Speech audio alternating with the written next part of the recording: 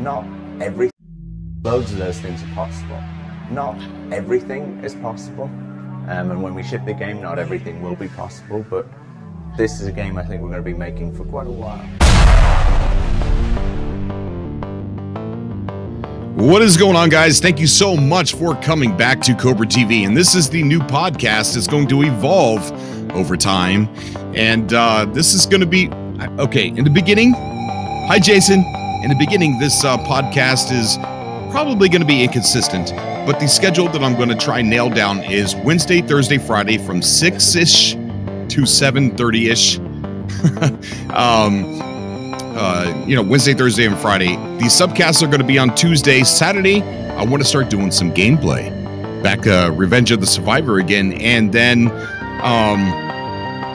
the other 2 days will be for edited content, for game news and things like that. But this new podcast is going to be interviewing a YouTuber or a game developer or a community leader or, a person of interest for whatever. And we're going to be talking to that person and taking callers at the end of the show. I don't have a name for this podcast yet. So if anybody has any good names, tweet at me what we could possibly name this 3-day-a-week show that is going to take place live for 1 hour. And joining me today, as you can see in the description, we have the legendary, the amazing LegacyZ3RO. How you doing, buddy? Oh, you humble me. It's good to have you on the show, man. It's been a long time. I think the last time you were on the show was my birthday stream for a game. I remember NMS Day, or just before that. I remember that, definitely. Yeah, a lot of people made fun of me, but you know what? No looking back, man. I had so much fun on that 6-hour stream, 6.5-hour stream. That was a good day. That was a great day. It really was.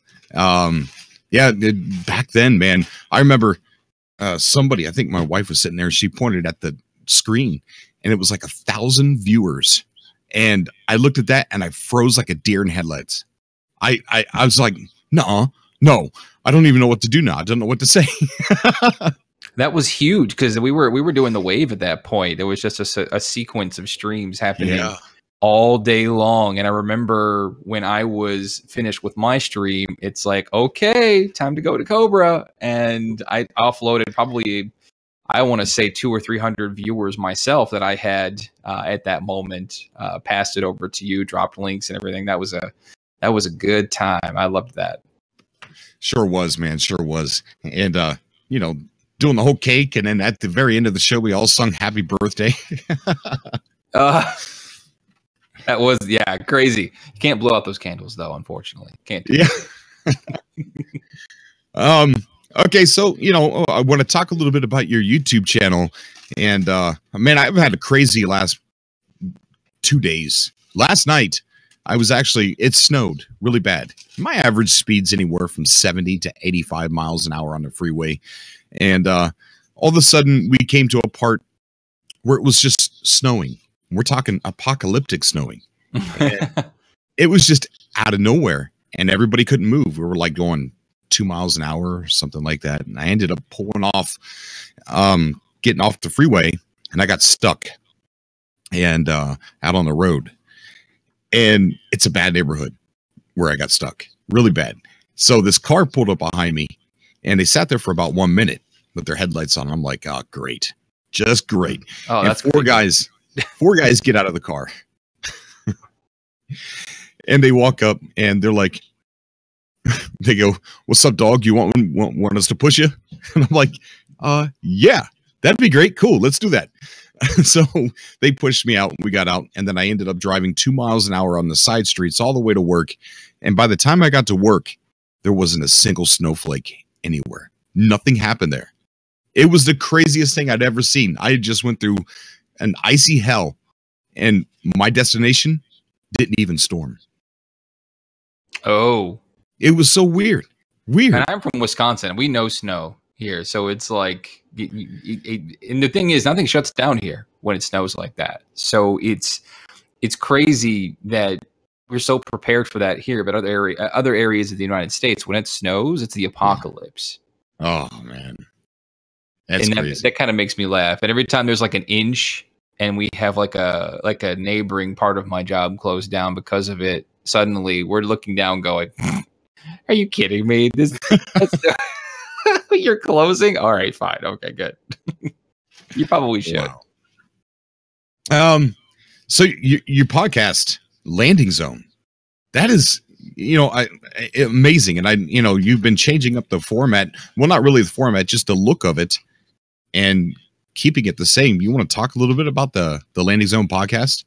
So the Landing Zone was kind of an inspiration that I had from, because there are channels that I watch every single day that I've kind of learned from. A couple of, because growing up, I was a huge watcher of game trailers, gametrailers.com. So there were just years and years worth of best practices picked up from the editing techniques and stuff that they did there. But there was this show that Jeff Keighley would host typically every week called The Bonus Round. And I don't know what it was. It was just Jeff Keighley and a bunch of industry figureheads talking about games and particular subjects within the games. And then I always dug that format so much that I wanted to make that myself. And then of course, with a life like mine, because I'm a salaried manager at my job, so there's any moment that they could come to you and need you for whatever. And then of course you've got home needs as well. If you're like me, you're a married man and you've got children, and those things need your attention too. So being able to partition out but still have a decent output of content. And that's something I've always struggled with, is consistency and scheduling for my content. And so that's why the Landing Zone I thought was a great idea, because something that I can record in sections and have and you have like 3 or 4 different subjects with every show that I do, and then upload them as separate videos. And they're easy to cut, they're easy to edit, and they're easy to put out and look high quality. I've had a few of my episodes range and get about 40,000 views or 160,000 views. And remember, I've only got about 3,000 subscribers on my channel. Oh, wow. So we're able to talk about subjects that are timely and important to people that are searching them right away. Yeah.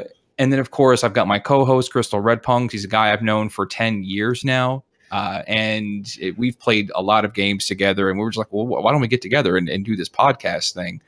Because that's a bunch of what we do when we're sitting on like a PlayStation Network private chat or something, playing Call of Duty or Battlefield or whatever. And we just sit and we just talk crap about games the entire time, and just talking about how much fun we're having with this, or how terrible that thing was. Oh, look, EA closed another studio that I loved. That's just fantastic and terrible of them. And we would get all cynical about it, and we'd talk trash about it. And we were like, wait a minute, that's exactly what this podcast could be, is sort of our way of having an easy way to cut content, but be full of discussion substance about the industry, right? And what's going great in the industry. We've had episodes talking about potential Game of the Year candidates, and No Man's Sky discussion about modding, and nudity in Mass Effect Andromeda, and Destiny 2 doing what it did the last couple of weeks. It's been really controversial. That's the new episode coming up in the next couple of days. And that's exactly what we wanted the podcast to be. And we had trouble naming it. And of course, my channel being LegacyZ3RO, I'm like, well, people call me LZ for short. I'm like, wait a minute. LZ is a military term for landing zone, right? So I'm like, well, that's the perfect name. And it just stuck. We figured it out in minutes. And I'm really excited for the new format. It's unfortunate because I had a lot of life issues and work issues hit me just after Atlas Rises launched. And then I had to travel for work to Phoenix for 2 months, and that really just halted my content right away. So I figured, while I'm looking to come back and looking to get these new episodes out, I wanted to change the look and get the look professional, and get it looking, in a new style. And I typically, the channels that I like to watch now are places like Jimmy Dore, the Jimmy Dore Show. He has this wonderful format, and he has this wonderful background and this wonderful design. Kyle Kalinske, same thing. And they are pros at doing regular content and putting out 3 or 4 videos a day. And I'll never get that high, but it also is a fun way to do it and an easy way to do it to where I can balance my life with creation on YouTube as well. Well, that's amazing. Yeah, I couldn't imagine myself. Well, I guess I could imagine myself doing like 4 videos a day, but I kind of feel like that would bother my subscribers. Like, oh, come on, man, another notification. I don't know. It would probably depend on what kind of content, you know, like those are political channels that I typically follow, and they cover news, and they call it the new media, right? It isn't like CNN or Fox or anything, but it's an independent thing where people are covering these stories 4 or 5 a day, and the content is good and informative enough that it makes you want to keep coming back every single day, right? To get educated on it. And then the format is quick, it's easy to edit, and it also gives a look of professionalism too, which I always thought was really cool. It's worth checking out. So yeah, speaking of professionalism, man, your E3 documentary, I'm going to call it that. I'm going to call it documentary, man, because that was just amazing. How long did it take you to edit that? So we went to E3, Crystal Red Punks and I.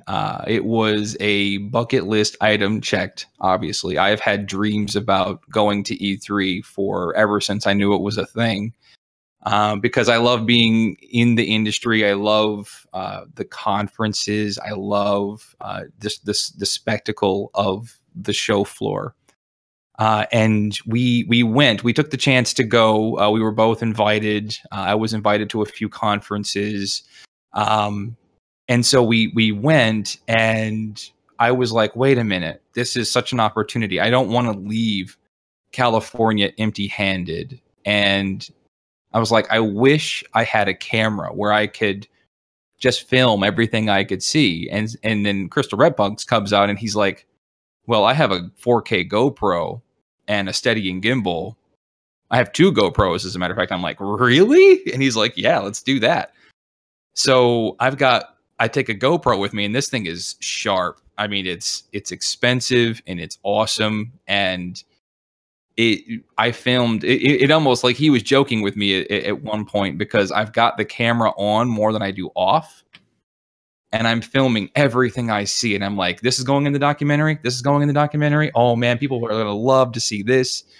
And even stuff, there's a lot of stuff that didn't even make it in the documentary, finally. Like, I remember there was a piece that I did on Cliff Bleszinski's new game, Lawbreakers, and how excited I was for it then. Well, as you know, Lawbreakers launched, and it was a disaster. And there's like only like 4 concurrent players now on Steam, apparently. Wow. So I'm just like, yeah, that's not even worth wasting anybody's time. And like, it didn't even have any ironic factor for us to look back on.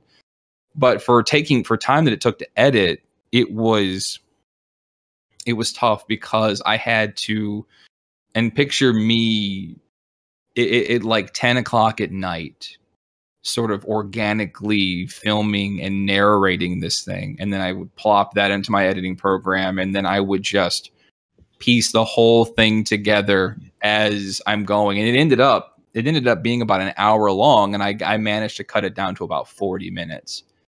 And just like I said, some of those best practices, I watched a lot of game trailers. I watched a lot of Danny O'Dwyer. Danny O'Dwyer, I thought was, he had this show on GameSpot called The Point.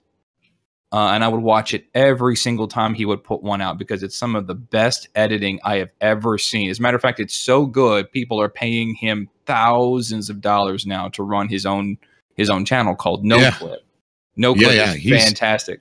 I think the last time I looked, he was at some ridiculous number of Patreon supporters. Like, he is a master of editing, and of course, I have some best practices from that too. And I'm like, I even actually ran into Danny O'Dwyer at the show. Ooh. And it was I didn't get to talk to him, but it was kind of funny how I just kind of just sort of passed by him. And that was something that you saw at E3, is that all these industry figures that you've seen for years streaming on the internet, they're here physically. Like Adam Sessler. I ran into Russ Marquand from The Walking Dead. He plays the gentleman that's walking around recruiting people. He's He was the gentleman that just his boyfriend was killed on the show. Spoiler alert. Great guy. He was just kind of wandering around the E3 show floor, just like nobody's he's just a regular person. And like me and Crystal Rippunks were like, that's that dude from The Walking Dead. So we kind of approached him a little bit. He was like right next to us, and we're just like, hey man, how's the show for you? And just casually. And he was like, oh man, I love video games. I play so many video games. And I was like, I just wanted to see what it was like for the first time. And so there was that. It was Adam Sessler, Cliff Blazinski we ran into, Danny O'Dwyer. There was so many folks that I'm like, wow, this is great. Pete Hines from Bethesda we ran into. So it was an interesting show, and was a little late, obviously, because of life requirements, but I was so happy to finally get that thing out. And I was so proud of that. If you ever want to see what E3 looks like from an attendee's perspective, because a lot of us, we watch E3 streaming, and you don't get the same experience of what it's like sitting in the audience or wandering the show floor, or what it's like to be in the booths. It's pretty amazing. Yeah. Imagine being one of the developers, especially a small indie, there to present a game in that kind of atmosphere. That's got to be overwhelming. I think it's a lot of work. I think I would actually be more empathetic towards the journalists, honestly, because one of the things that we incurred, and we had business licenses too, so that's pretty high priority, but that didn't grant us any special access to the booths. Mm-hmm. And so if you're a journalist having to wait in line or get through the sea of people, I think the final number was about 25 to 30,000 people at E3 this year. Wow. And it was weird because with our business license, the only preference that we had was that we were at the beginning of our own separate line. And so when the show floor opened, they would open the line for us 10 minutes early.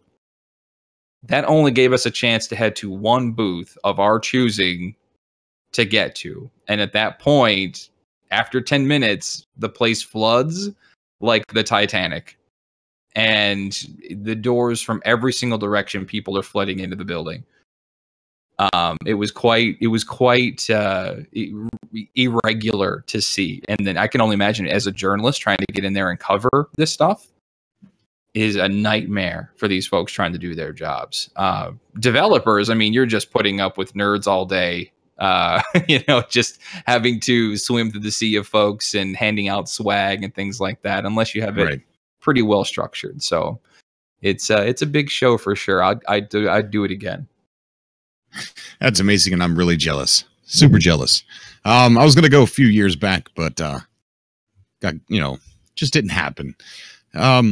LZ, I want to talk to you about something that a lot of us went through, and a couple people that were really close to it, me and you, about the whole No Man's Sky launch, and how, and I want to lead into how it's affected the industry today. But I remember, I covered the game. So did you. And we all, especially me, remember Sean Murray saying that not everything was going to be possible at launch, and that they felt that they were going to be working on No Man's Sky for a very long time.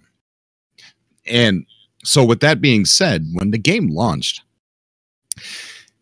preaching to people that I was under the assumption, okay, No Man's Sky, this is what I told everybody. It's going to be an ambient game.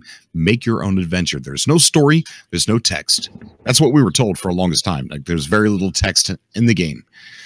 Of course, that's wrong. But with that being said, having that information, my understanding of what No Man's Sky was going to be was a place to exist and to make your own adventure. Go out and do whatever you want to do and make your own story. And when No Man's Sky launched, that's what I got, and it seemed like it all started with one Reddit post that was detailing everything that wasn't in the game, such as rings around the planets, not being able to see another player, dinosaurs just not as large, and small details like that.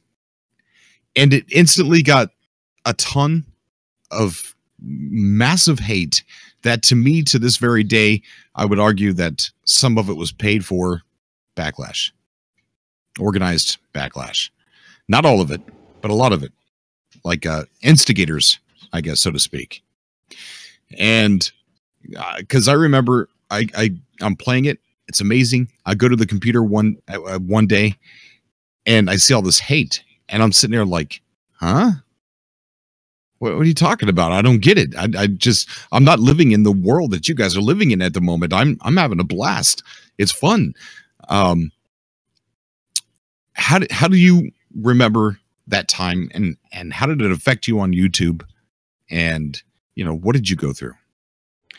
I think that it was an interesting experience for me, because there was an expectation that I had too. And I don't want to say Minecraft in space, but I want to say the concept of Minecraft, and the hook for me for Minecraft was something that I had just recently discovered, which was called emergent gameplay. Apparently our stream's lagging. Yeah, I think the video was lagging. The emergent gameplay is a huge deal for me, and I never knew it was a thing that I wanted until I experienced it at first. Now, the Minecraft craze, it went 2 years or so before I even decided to get on that train. And just one day, I've got $25 burning in a hole in my pocket. It's Friday night, and I'm like, okay, you know what? I like building things. Let's just see where this goes. Let's see what all the craze is about. It destroyed my entire weekend. My weekend was destroyed because it puts you in this world and it says, go. That's it. Right? Don't you get full agency. Here's the base rules and the base mechanics. We're not even going to explain them to you. This is what it is. Right? And now it's basically like, that's it. That's all I got to do. You're not going to teach me how to do anything. You're going to tell me what to do. Okay, fine, whatever. It just says survive, because I was playing survival mode too. So the consequences to dying, like if you die, you drop all of your things and you have to go back and find them and get them. And then the rest of it is just continue to progress. And I'm like, this is the simplest and stupidest game mechanic I have ever seen. And I can't put it down. I can't put it down. It is the dumbest thing. Like, I played it and loved it so much that I dreamt vividly of it. Like, literally, I would wake up in the middle of the night, cold sweats from a dream of wandering through a dark cave being chased by something. And I'm like, this is amazing. And also, it's destroying me mentally. And so No Man's Sky was also that for me too, where it's just, here it is, big old universe, right? Just go and just survive, right? And I thought that was phenomenal. Now, the internet, and more specifically, the internet gaming community, is a interesting beast, because everybody is angry and everybody is cynical about everything. But see, we weren't strangers to this. This is what happened before No Man's Sky launched. Even if No Man's Sky would have launched without game-breaking bugs and launched feature complete as to what everybody expected to be in the game beforehand, they would have not been pleased anyway, right? That's just how it goes, right? Look at any other game that comes out where expectations are broken. Every single Call of Duty that launches every single year, there's a hype cycle for Call of Duty, right? I'm so hyped. Here comes the new Call of Duty. I can't wait to play it. It launches. I hate this game. It's terrible. It's terrible. But they keep playing. And then it's like, oh, well, it's getting better, better, better. Why do I have to pay for DLC? Blah, blah, blah. This game is terrible, terrible, terrible. I'm never buying another Call of Duty again. 3 months later, 4 months later, Here comes the new reveal of another one. Oh, wow, new Call of Duty. That's great. That's great. New guns, new things, new maps, whatever. I can't wait to play that. And so I don't know why people are that angry. Like, you think with such a powerful industry like ours, I don't know why people are more hyped to defend the industry that we're from. Now, I mean, I have to, and I remember putting out videos too for No Man's Sky. I was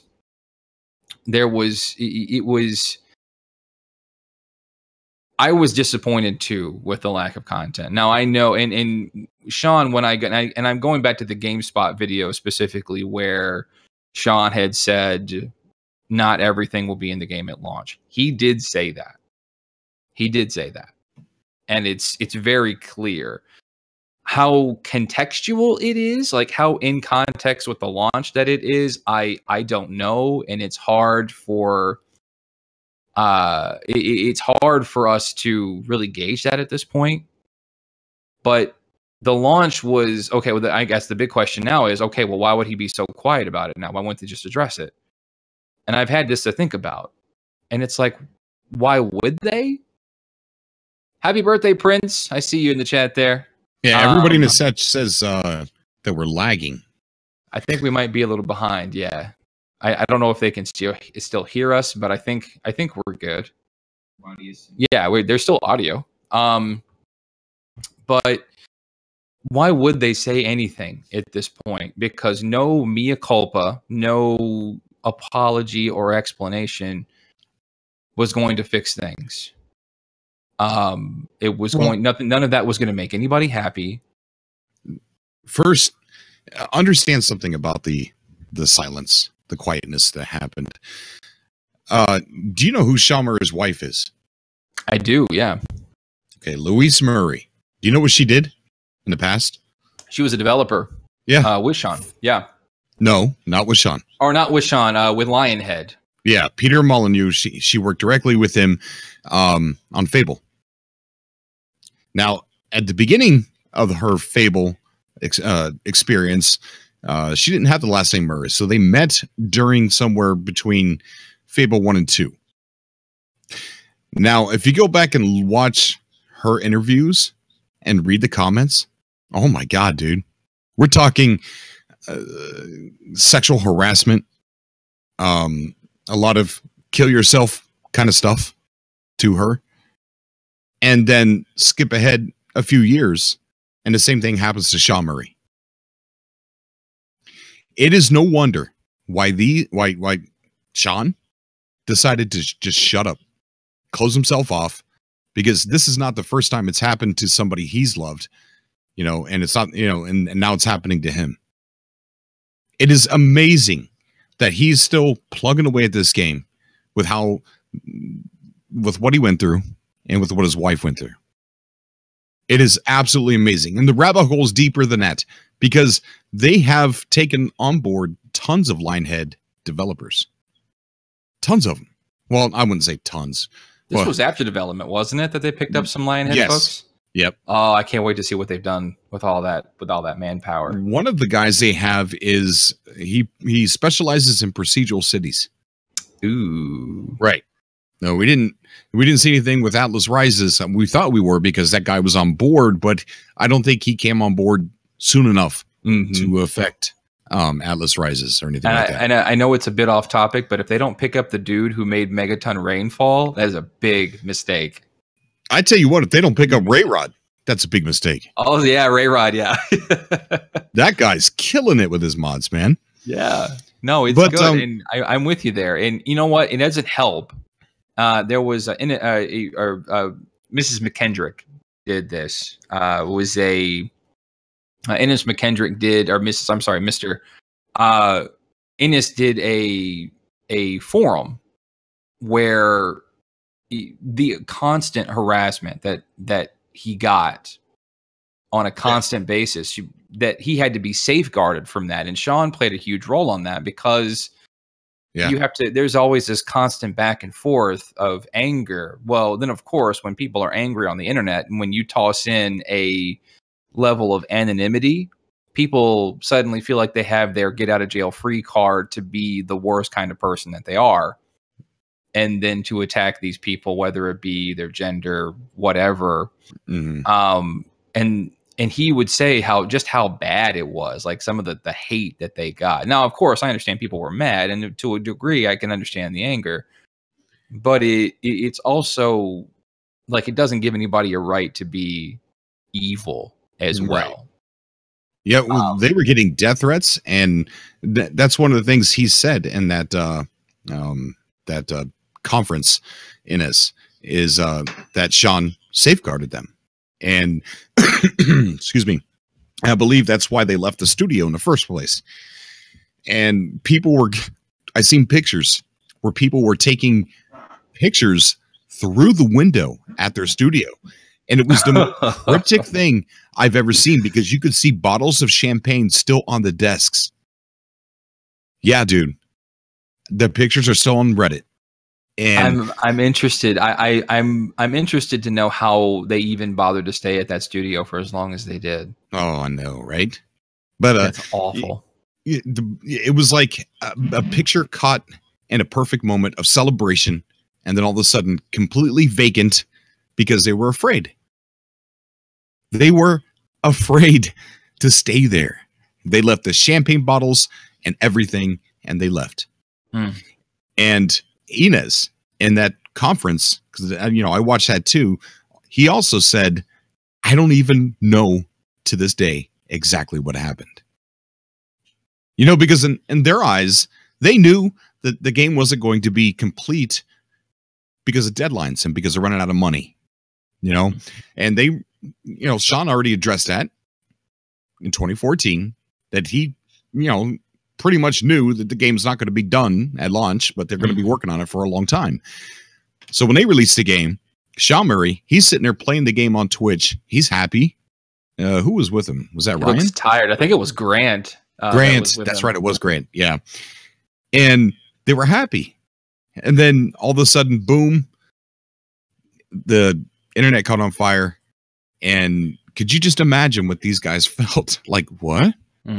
Wait, no, we thought that we think it's good. Oh, the rings. Oh, okay. Well, no, we're still working on it. It's not done. Even though they wanted to release a final product, a done product. That was their intentions, because they didn't want to release a beta. But he addressed in what was it, the GDC, that they ran out of money, and he had to make some really tough decisions, and that was one of them. Get it to a minimal viable product as much as possible and release it.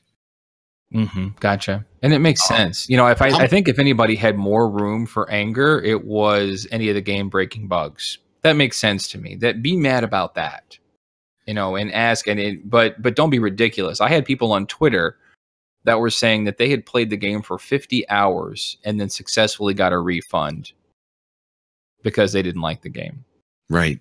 50 hours. And then of course they were wondering why I was calling them out. I'm like, wait, whoa. That's like putting gas in your car and only and then driving off with it, coming back with an empty tank and going, yeah, I didn't like the gas you gave me. I think you should give me my money back. Exactly. Right. Yeah, man, it was just a really weird time. I can't explain how it felt to get the onslaught of comments on my YouTube channel. It was not what I expected. I thought, okay, game's out, people don't care, move on, to something else. But instead, I was stuck in this, I don't know what to call it. It's nowhere nothing comparable to what Sean Murray went to. But it was a lot to go through on the channel. If you read one comment, it shouldn't bother you. But if you're sitting there reading comment after comment, everything coming in, you're reading it, eventually it starts to change your mood, I think cynicism is always going to be cynicism no matter what you're doing. And I know my comment section was lit up with just just horrible posting. And I'm with that too. And like, and you could even look at the likes and the dislikes, and the engagement and the ratio of likes and dislikes on any No Man's Sky video I've ever done, has always been 75%. It could be a fantastic video and get hundreds of thousands of views, and then, but the ratio is always going to be 50 to 75%. I made a video with the Landing Zone podcast where we showcased a video that somebody put together with some new mods put together, and then of course named what those mods were. And the like and dislike ratio on that video was 50%. 160,000 views. People feel that strongly about No Man's Sky. And honestly, I'm thinking right now, Hello Games, they're over it. Like, they're over it. They had such a great success with Waking Titan and Atlas Rises, and it is completely uphill from here. And they know that. They know, Sean Murray knows that, even love him or hate him, when he talks, you will listen. Like, yeah, I guarantee there was a second celebration. Yeah. Oh yeah. But with that said, you know, they as themselves as a company, they gotta kind of fix themselves publicly. You know, they have to fix their view. Are they a trusted game developer? If they announce a new game, are people going to take them serious? So, with that said, you know, I really think that they have with Atlas Rises. It fixed it so much that a lot of us got closure for No Man's Sky. Mm-hmm. It was always, to me, like, this story's not done. This story's not done. And then when Atlas Rises came out, I kind of went and said, okay, it's almost done. It's almost done. Was always, he was always clear that he wanted to support No Man's Sky for it to have the support model that Minecraft had. Yeah. He said that many times, and that's an excellent support model. There's a reason why Microsoft bought Mojang for like $2 billion, right? Because it was not only was it a super popular game, but it had such great free support. And No Man's Sky is going to be the same thing. And you asked a question, like, you know, the trust and things like that. And I think you're right. I think a lot of folks have moved on from that. I think but you had mentioned also like the public view and the perception No Man's Sky. And I think even like Kotaku's writing articles going, No Man's Sky is good now. And I covered that article. But I think what would be really nice, and I've been on Reddit a lot lately because I almost feel like it's about time for Hello Games to start heating things up again. It starts to feel that way. And I mean, of course, Sean's tweeted once, but I feel like they're ready to start getting back into that any week now. And people on Reddit are begging for Sean to come back. Like, come back, talk to us, do an AMA, you know, do something. And I really think it would be really cool if they did one or both of two things. First off, now that Atlas Rises is out, I really think it was cool how they did Waking Titan. I almost felt like there were litterings of Hello Games lore. Oh yeah, Titan, you better believe it. That kind of subtly told a story of kind of what their journey was through development. Sure like did. It almost feels like, I'm not sure of that, but it almost kind of lines up. Like, you can take some events and you can be like, I wonder if that represents Sony. I wonder if that represents the launch. I wonder if that represents the server crashes and stuff like that. And I think they should do that. They should do a complete and total thing now that Waking Titan was a thing, and it almost feels like they want to continue that with Allison Smith. I think they should keep it going. I think they should go full on with what happened with the launch. Not even say a word. And I think what would really be cool now that Atlas Rises has come out, as I really think they should reveal a content structure of what's to come. You know, and tentative, of course, you know, something like, because you look at games now, what's really cool, because No Man's Sky, even though it's not professed as a game as a service, like something like Siege or Overwatch or those kinds of methods, like Destiny 2 would be an extreme example. But to kind of give us an idea of what the future updates are going to look like. And like the next few updates, right? Like Rainbow Six Siege was really cool. It's like, okay, this quarter of the year, we're going to put out this kind of update. Don't even really say what's in it. Just say what might be happening, or like give it some like a subtle clue of like a lore or what's happening. Like one really good option, or one really good example of this was that Ubisoft game. Gosh, why the name escapes me now? The Division. The Division had an excellent content map, and they fulfilled every single piece of it. And I think that would be really cool too if they reveal a content map. Okay, here's what we want to do within this time frame. Here's a taste of what you might see. And if they don't do that, maybe just tweet some development stuff every now and again on the Hello Games account. You know, tweet a picture of this cool or funny thing that they did or saw or happened upon while developing the new update. You know, I think that would be really cool. It would spark speculation and hype, but it would also give a subtle communication, because I think that's something that has always been sorely missed of Hello Games is the content loop.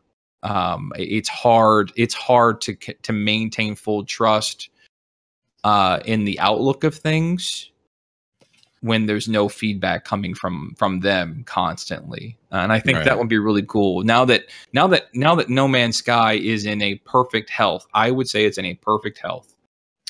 I think the best model I've ever seen is what CIG does with Star Citizen. How they have these, you know, weekly videos where they show what's going on, and they do it in such a really cool way. You know, they'll be showing them working on a ship, and it really looks like, hey, these guys are ship manufacturers. They're working on this ship. You know, they're working on the, you know, what you do inside of it. And it's really engaging. And if Hello Games were to do something like that, that would be amazing. But going back to, you know, one of the reasons why I brought up public trust is, how long can Hello Games continue to pay for these great updates that we're getting and not getting anything in return? Okay, so eventually, however many copies are going to be sold is going to be sold. You know, you're not going to have enough to sustain your company, and you're still paying developers a yearly salary to produce updates, which are significant. And without a new product on the back burner, it's just spending money and not getting any. So what kind of future do you think we're looking at with No Man's Sky? I mean, do you think that they feel that they're in a good public trust to announce a new game, which would be the only way to keep doing free updates? Or do you see a future where No Man's Sky is going to maybe have to start charging for something? I mean, think, because eventually the road's going to end. It has to. They have to make money. Yeah, you know, absolutely. I think what has to happen. So you pretty much laid out both paths, right? There's got to be an income somewhere. Now we have to account that, you know, No Man's Sky is available digitally on both platforms. There's also a trump card, 2 trump cards, as a matter of fact. We could still be potentially looking at an Xbox One launch. I don't think we've ever factored that out.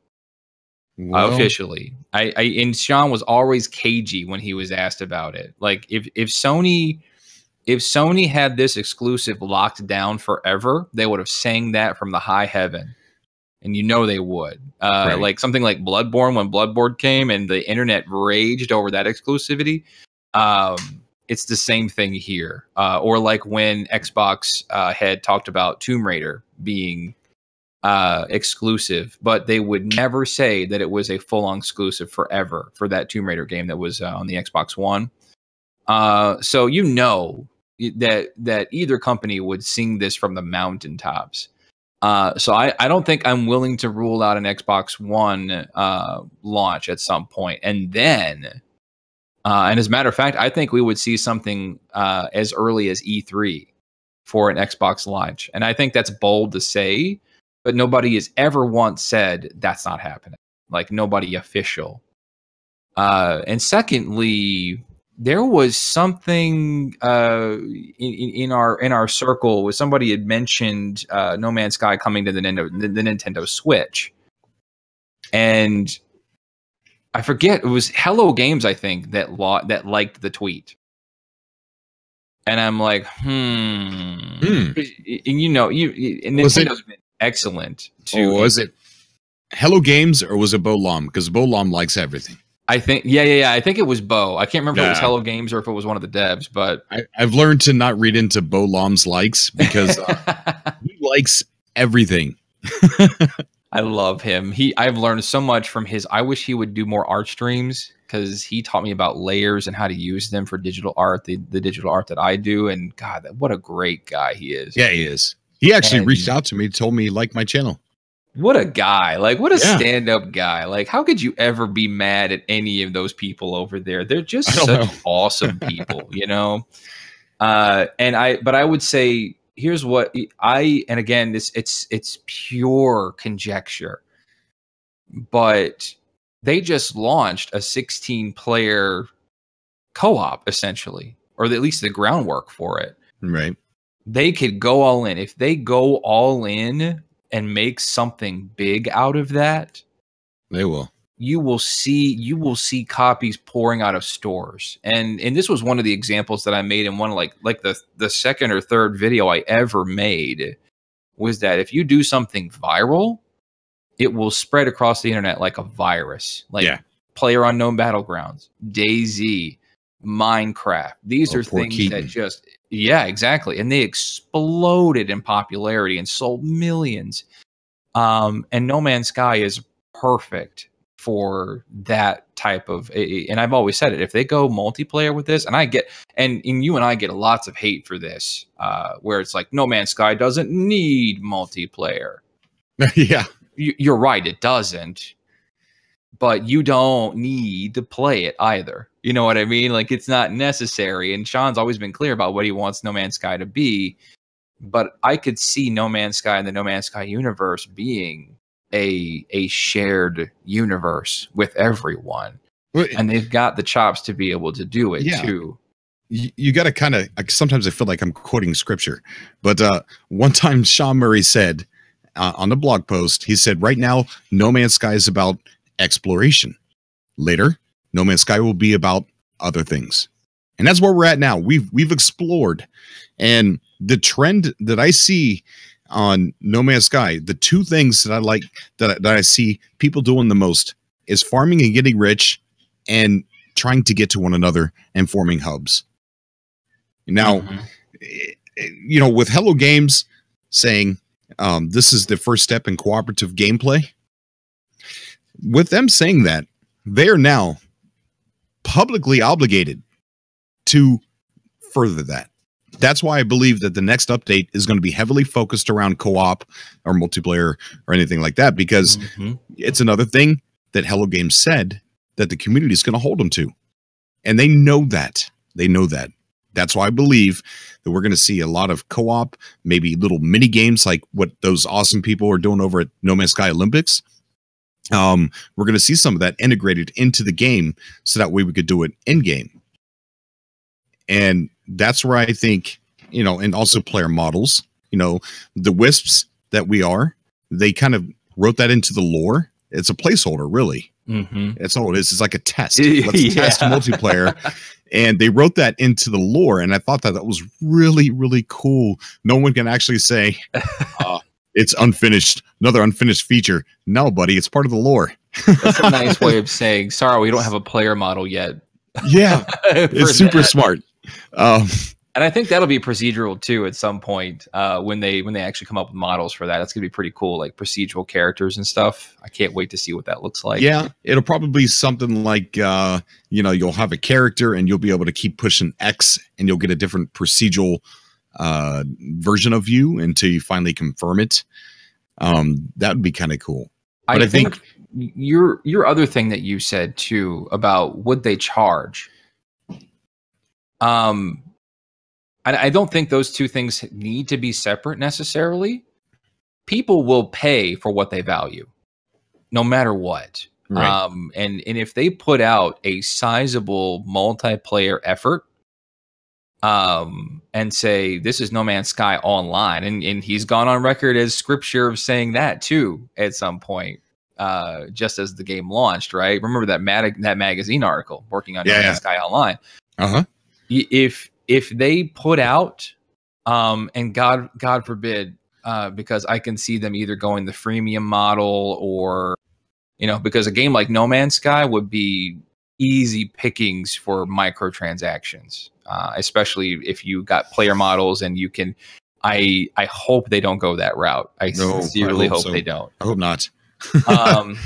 But if they do, of course, keep it cosmetic and things like that. I don't have a qualm with it as long as it's not affecting the game itself. If you're buying outfits or whatever, you spend your money however you want, right?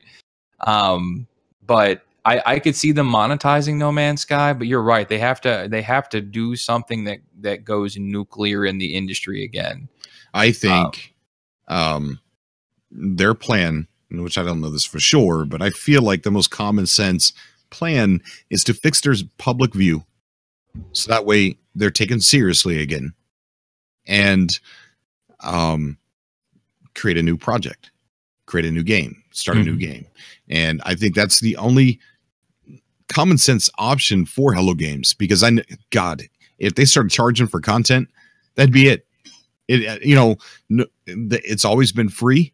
It was released under the assumption that it was going to be fully done, and it wasn't.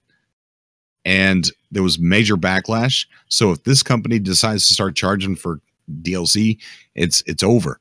So I think their goal is to fix their public view, and then they're probably already working on a new game right now. I guarantee. I think so. Yeah. Why sit on their thumbs about it? They got a lot of new developers there, and I guarantee you, what we've seen in the past, not everybody was working on No Man's Sky. You had some people working on Joe Danger, you had some people working on No Man's Sky. So I guarantee you that some of those developers in that office right now are working on something different. They're a great team, and they deserve that. I think what happened with No Man's Sky was unfortunate, but it's in an unfortunate industry of people who don't care to understand what it's like on the other side of things. And people lambast them for lying directly. And I'm like, in that video that I did with why are you still here? Why are you still following No Man's Sky? And why are you still clicking No Man's Sky videos? Because it's like, I don't believe that those folks lied. No. Even by omission, you can maybe have that kind of conversation.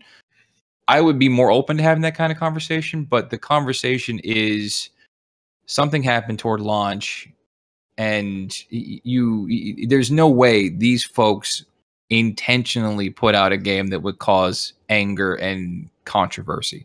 Right. There's no way. There's no way that the same Sean Murray that sold his home, rebuilt a studio after a flood, would intentionally put his game out to fail. Absolutely not. That is bonkers to me. No sane person would ever do that. Right. Like you mentioned before, they were harassed from the beginning, for making the claims that it was going to be a universe. They were harassed about, the game, how it was at launch. And I forgot what one point was going to be. Gosh darn it. Gosh darn it. That happens. My thought left me. It did. It just left. It despawned. Oh God. It crossed dimensions. Yep. Yeah. I think they'll win that back. As a matter of fact, I think, and here's what's weird, before NeoGAF burned down in flames, when Atlas Rises was being teased and then eventually launched, because on a message board like NeoGAF, which had thousands and thousands of people on it, there was a constant, perpetual, cynical attitude about No Man's Sky.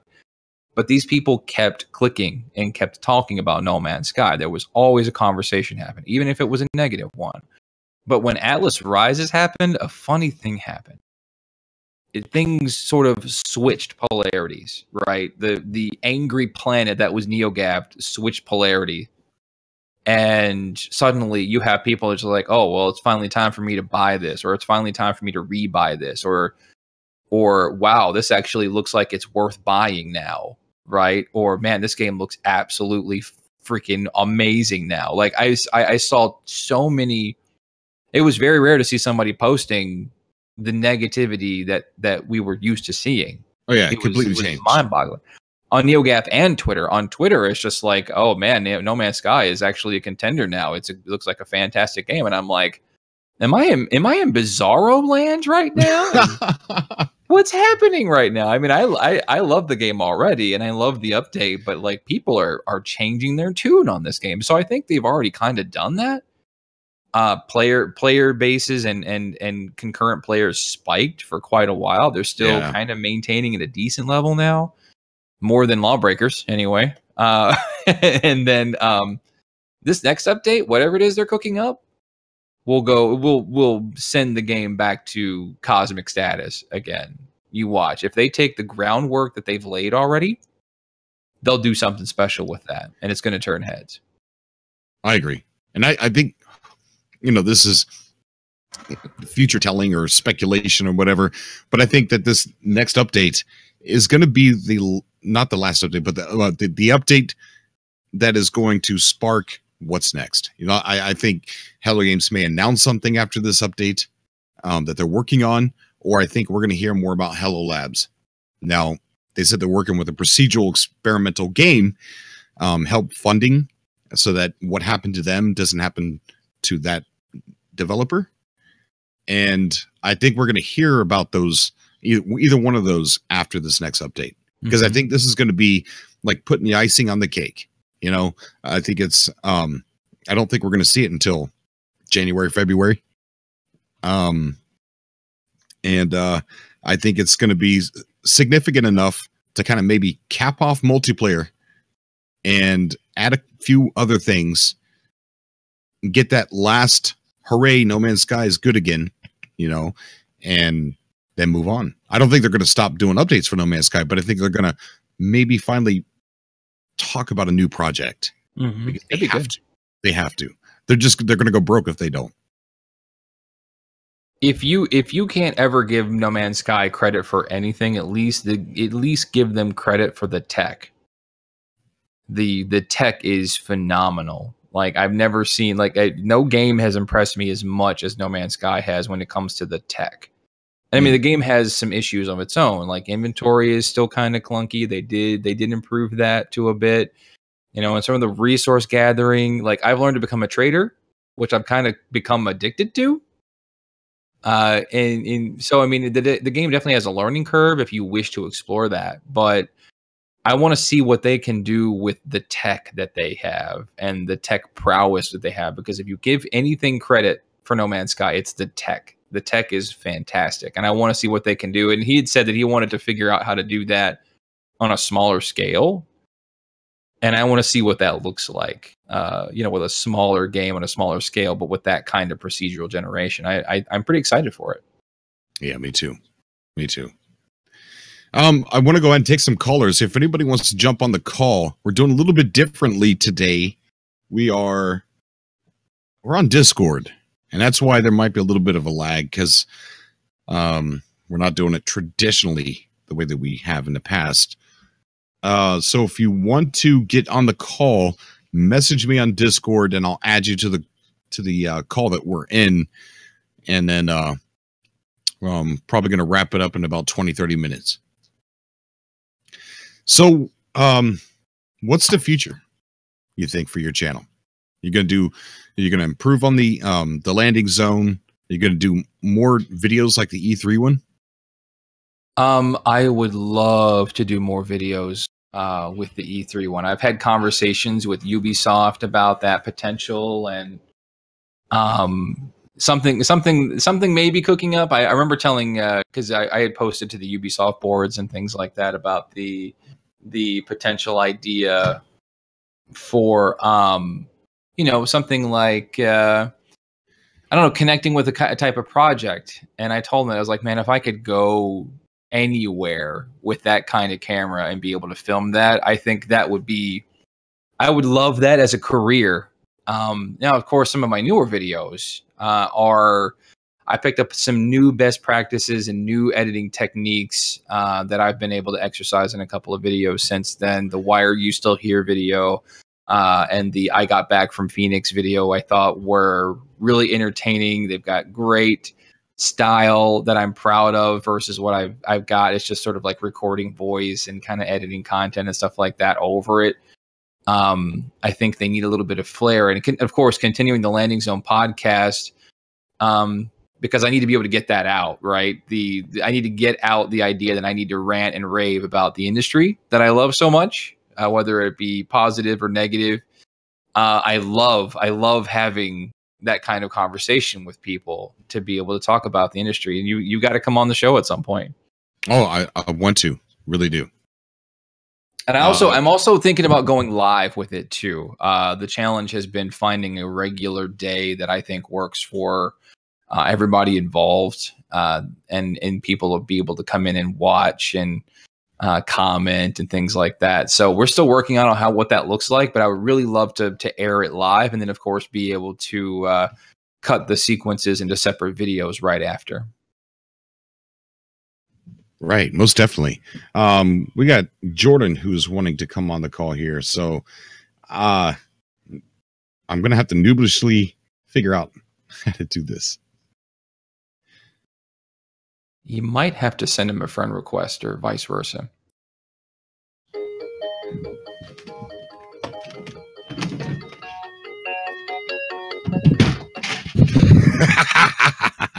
All right, destroying everything. Okay.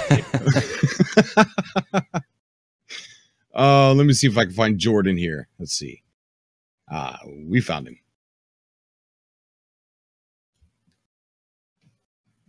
All right, giving Jordan a call. Hello. Jordan, how you doing, buddy? Yeah, it's been a long time. Yes, it has. How you been? I have been good, you know. I have been playing a lot of mod the last months because of Atlas Wise, and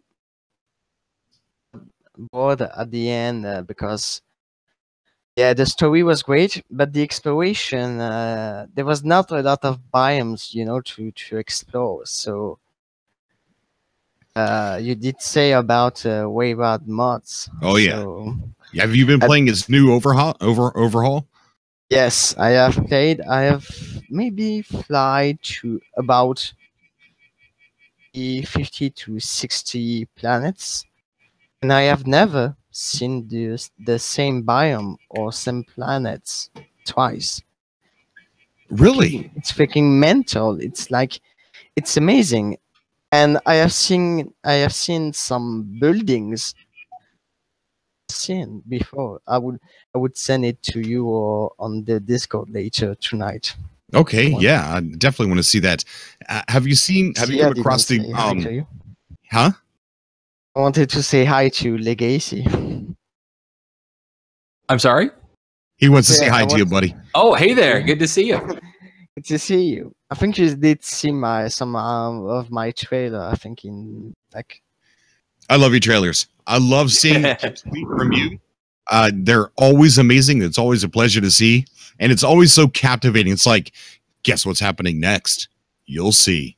It's always a pleasure to give to the people some kind of experience to the viewer. I always want to give an experience to viewer for each video I give, like something that they have never seen in one of my old trailers, and it's really hard, but I try my best. Like I could begin to do a montage at midnight and finish it at 10 a.m. Oh wow! And I wouldn't sleep. Yes. That's a lot of work. And you had mentioned doing mods, and I don't know how if anybody feels the same way, but and this is weird for No Man's Sky, because normally with PC games that have mod support, I'm usually modding the heck out of them. Mm-hmm. But with No Man's Sky, I'm kind of afraid to, because I feel like I'm kind of tarnishing the original intent, and I would be afraid of not seeing what it is that the game is trying to show me that I'm exploring. It's a weird feeling that I have. Is that an unreasonable feeling of mine? No, it's not. No. But Rayrod has opened up the possibilities for what you could possibly see. Now, one of the coolest things I've seen out of Rayrod is that there are planets. You know how cool it looks underneath the ocean? Like all that landscape, all those weird, plants and rocks and weird mushroom things underneath the ocean. Well, he's got a biome where all of that is on land. Ooh. Yeah. And it looks amazing. Have you come across that yet, Jordan? I have had a planet who had an Iceland of purple color. You see, and just the landscape with the flat water was so, and there was also a beach. A beach? A beach, yes. Not a beach,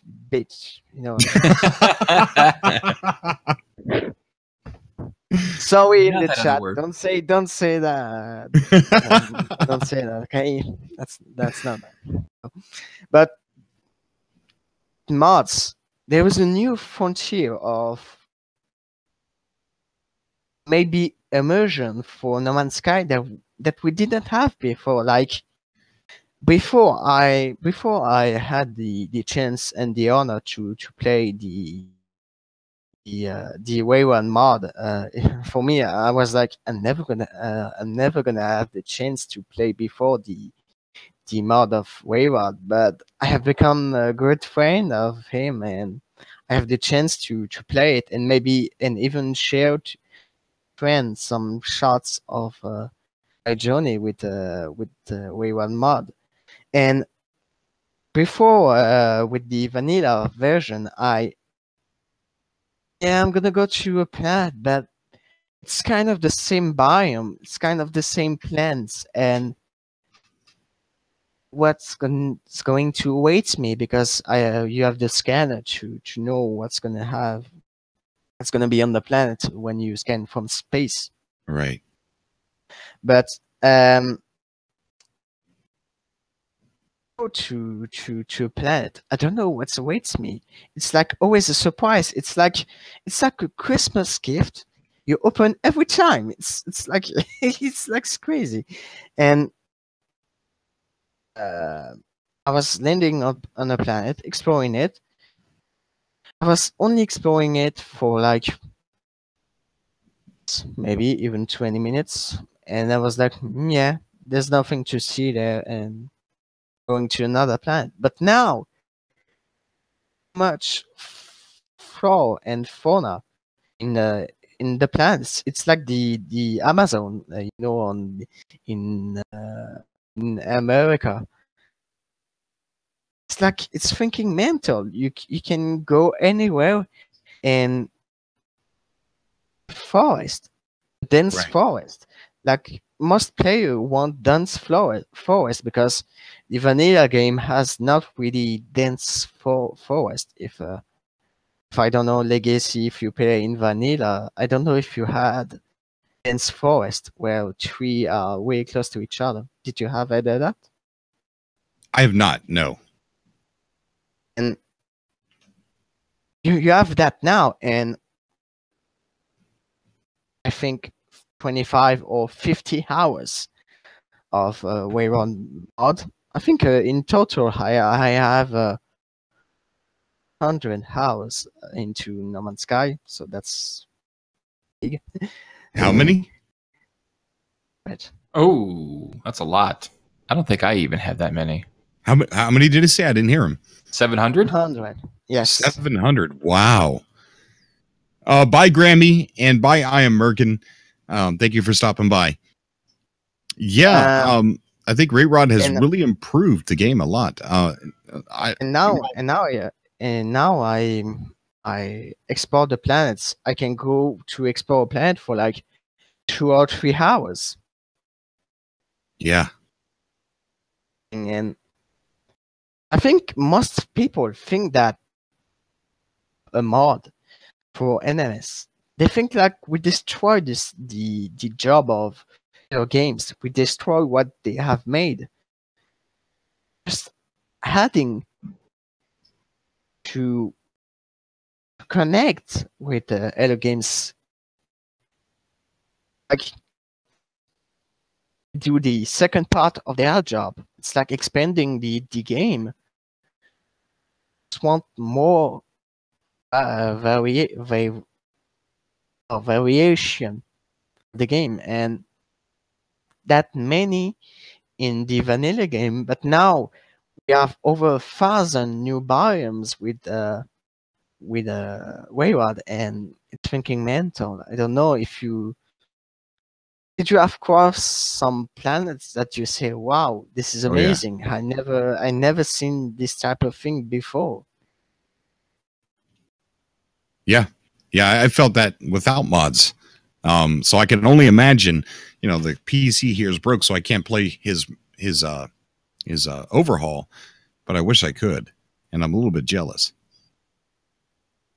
The PC version. I should check out some of these mods, because I guess that's kind of good to keep separate from my PS4 saves, because I don't know. I'm so excited to use mods, but I don't want to affect the original idea. Like I might miss something. It's just weird.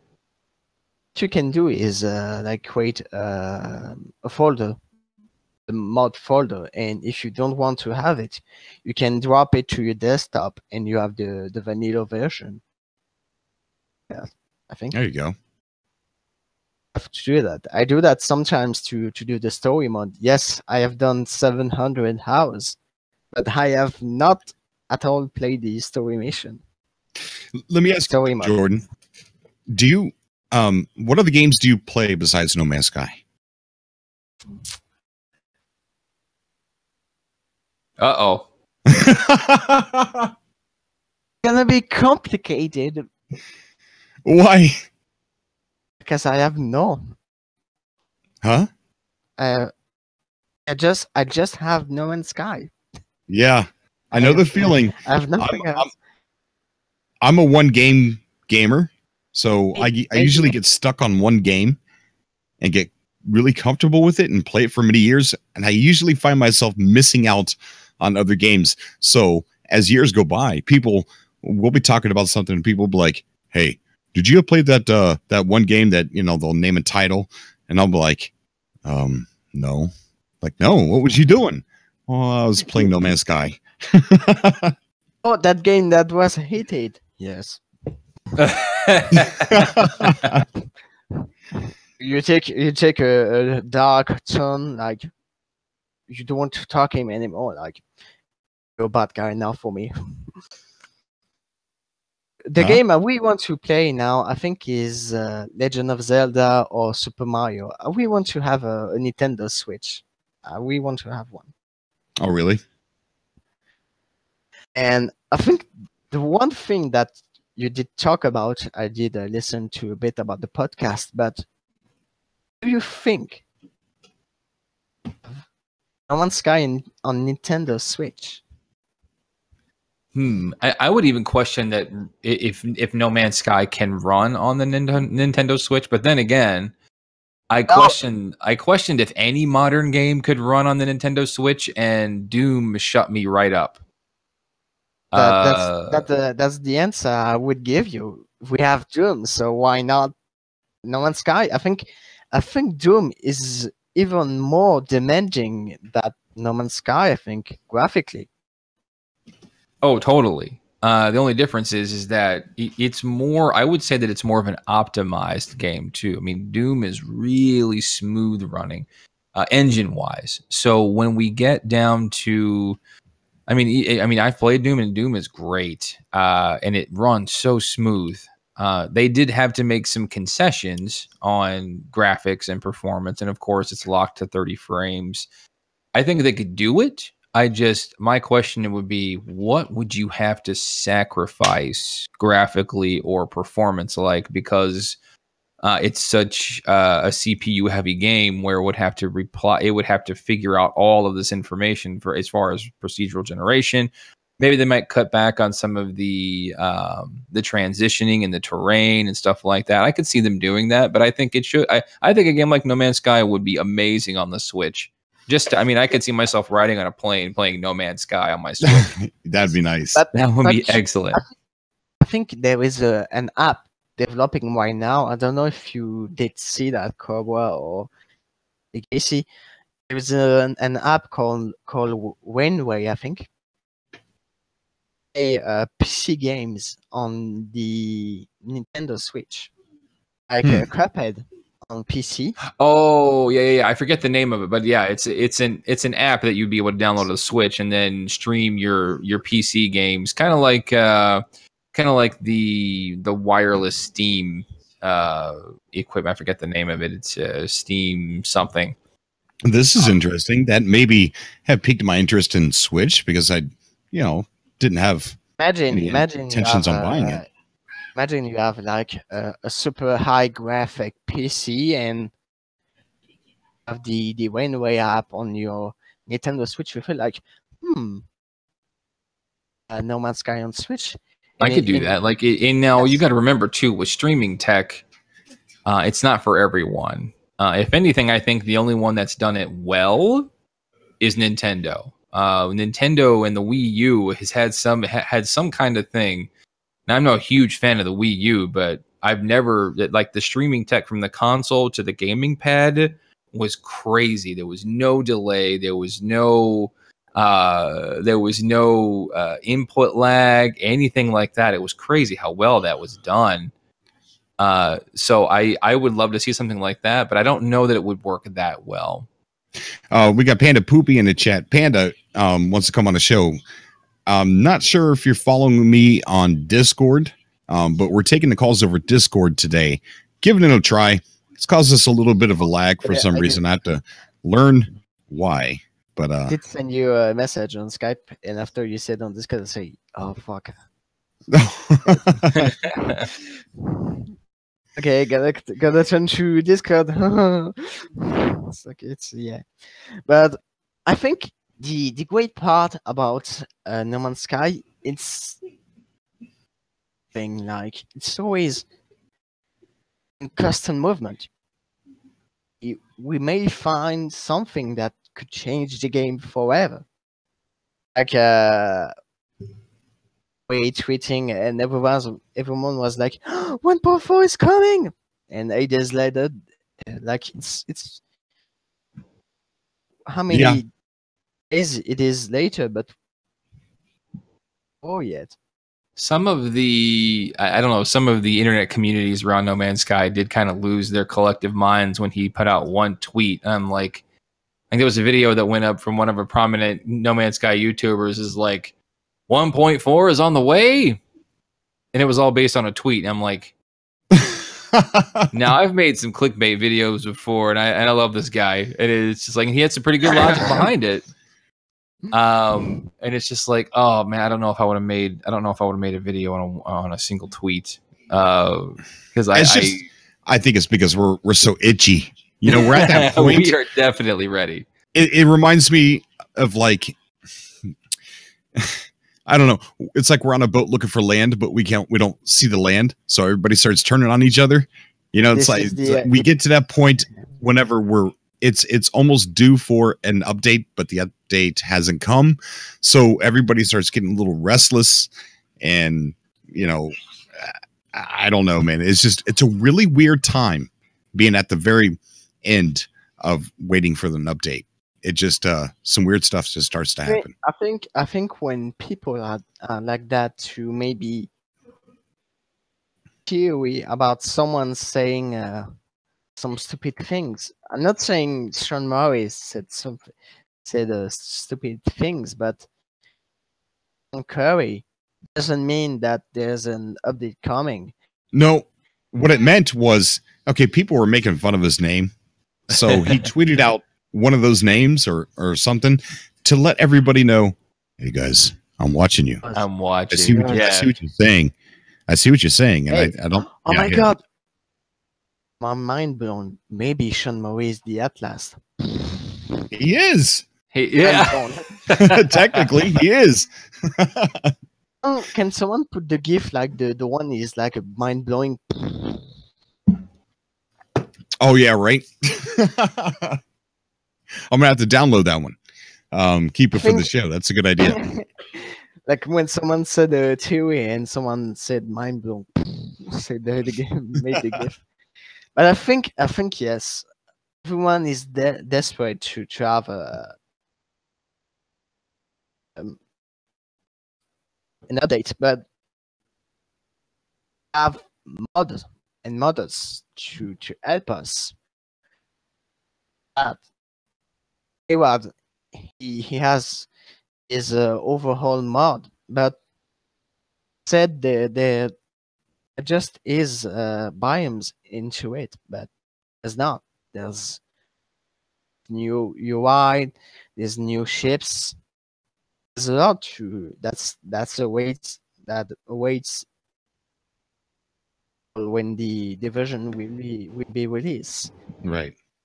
Times on Facebook and Twitter, and it was like, I wish I had this mod, and I'm like, sorry, I can't send it to you, and I'm like, person to show it to people. I'm like, should I post a pic of it, or like should I not? Well, then I just want to share it to people and share my experience, and it's to say that this community is more like a family than a community for me. I think this is a community. I agree. Yeah, I think this is a family. I talk to you, to a lot of community players much of the time, and all become some kind of friends and kind of family around game that they change our lives, because today this game has become best game I ever played. Right. Yep. I totally 100% agree with you, buddy. I think No Man's Sky has forced us to do things that we've not forced us, but inspired us to do other things that we wouldn't have normally done. I created a YouTube channel because of this game. Right. I mean, there you go.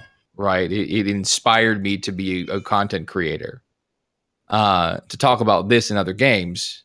So, I mean, I think you're right. And there's a lot of people that, you know, regardless of the hate, and again, understandable to a certain degree, it's also a game that's going to go down in history as one of the greatest, worstest, bestest games to do these things. That's undeniable. And you're being disingenuous if you aren't willing to say those things, if you aren't willing to give it the credit that it is clearly earned, good and bad, and for better or worse. But it's inspired people to take screenshots and post them to communities. It's taken, I mean, imagine how many YouTubers have created YouTube channels because of this game. Oh yeah, it's 100, and I think now, for me, I can apologize to them, because 1 year later, it's 2017. Have the game we wanted. I think is kind of the game wanted for release. I was like, if they had delayed the game from 1 year, like 17, we shouldn't had that they had today, and maybe we could have today. I think maybe. I agree. Jordan, you keep doing what you're doing, man. I want to keep seeing those tweets and those awesome videos and trailers and things that you do. Don't stop doing that. Everybody, we've been talking to LegacyZ3RO. If you haven't heard of LegacyZ3RO, which you should have, if you haven't, his link to his channel is down below. If you want to go ahead and check him out, show him some Cobra love, show him some Legacy love, and join his community over there. He's got some big plans, got a great podcast that he's starting called The Landing Zone. And check out his E3 video as well. It's worth a watch, trust me. A lot of us don't get a chance to go out there, and we usually see these big media companies doing this focused video, and Legacy shows, all those things we don't get a chance to see through those big media channels. So it's really good to see that. I think we're going to go ahead and close it down for today. If you guys want to join the show in the future, I think we're going to be using Discord, unless when I watch this video back and it's all messed up. And if it is, I apologize for that. And if it is super messed up, we'll go back to using Skype. This is just a little test here, but we are going to have LPlays. LPlays is going to be on Friday. So we're going to be jumping on. We're going to be doing this again on Friday. This is like the Subcast, but it's supposed to be for everything else. We got a chance to talk about No Man's Sky today because, me and LegacyZ3RO, we have roots that go back into No Man's Sky. And I imagine that with LPlays, we'll be talking about No Man's Sky as well. We'll get his view about what happened and how it affected him. Huh? You talk about LP Gaming. Yeah. He's going to be on Friday. Oh, yeah. Oh, I'm going to be here. Awesome. It's going to be very awesome. To see my friend. Yeah. Great guy. So, yeah, we're going to have LPlays Gaming on the show and talk about his YouTube channel, talk about No Man's Sky Experience, which I guess I'm just going to call that the No Man's Sky Experience. And, and then next Tuesday, we'll be doing the Subcast. I might do a surprise Subcast on Thursday night. Maybe. Let me see how things go. Panda Poopy, wish you could have come on the show today. I'm sorry. I wasn't prepared to have you on Discord. I'll make it up to you, buddy. Legacy, it was awesome having you on the show, bud. Is there anything you want to add before we get off? I think that's good. Thanks, Dave Langer, for all the hype in the chat. Always good to see you, buddy. And thanks for stopping by and checking out the channel. We put a lot of work on that one and hope to kick that. We're going to probably have a podcast episode go live tomorrow for covering Destiny 2 and all of the tomfoolery with that game. So, of course, Rum and Apples is on that show, too. So Rum and Apples is a regular here. Y'all love Rum and Apples. I love Rum and Apples. And he's there, too. So good stuff there. Thanks for coming by and checking it out. All right, man, for sure. And get with me so I can get on your podcast, man. I'm really super excited to do that. Yeah. I can't wait. I think I'm probably going to maybe consider going for the first time on Saturday. It's just trying to find the right day to do that and then have the best time afterward to edit and cut it to get it up on the channel. So that's been my struggle with it. But I want to, as soon as I figured out that groove, it's going to be regular. Very good. Very good. Jordan, what are your plans, bud? What can we, anything you might want to tell the audience what we can see out of you? I think I would like to say something to the community of No Man's Sky that is watching at the moment. Okay, go ahead. We have all a hard time the past maybe 1.5 years.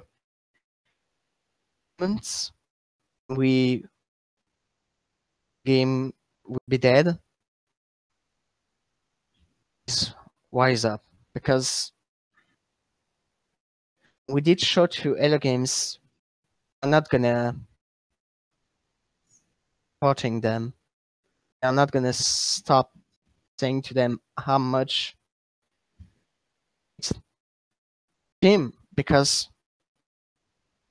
down, and we will not let them down until they don't stop making this game, because and us and also other games, but did make this game because of us and also you in the chat. Thank you to everyone. Thank you to Cobra. Thank you to Legacy, and thank you to all the other YouTubers that are making this game.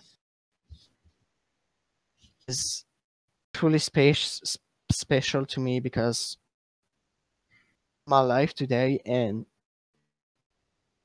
I think Man's Sky saved my life because it was sometimes in the darkest moment of my life, and my life sometimes. So, all, and I think the future for No Man's Sky is very bright because we don't know what awaits us and waits us. Things happen. I totally agree.